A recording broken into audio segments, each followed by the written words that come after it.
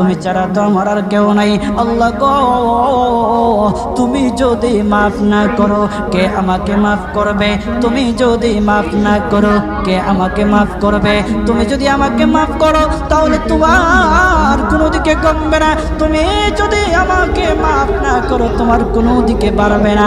আল্লাহ গো, তুমি আমাকে মাফ করে দাও। সারাটা জীবন অন্যায় কাজ করেছি, সারাটা জীবন নাফরমানি করেছি, আমার কাছে কালেমার দাওয়াত কম আসে নাই, আমার কাছে কালেমার দাওয়াত কম আসে নাই, আমাকে লোকেরা কম বোঝায় নাই। ওগো আল্লাহ, তুমি আমাকে মাফ করে দাও। মাফ না করলে কোথায় যাব, কার কাছে যাব? বাবা যখন মারে তখন মার কাছে আশ্রয় নেওয়া যায়, মা যখন প্রহার করে তখন বাবার কাছে আশ্রয় নেওয়া যায়, বাবা মা যখন প্রহার করে তখন দুনিয়ার কারো না কারো কাছে আশ্রয় নেওয়া যায়। ওগো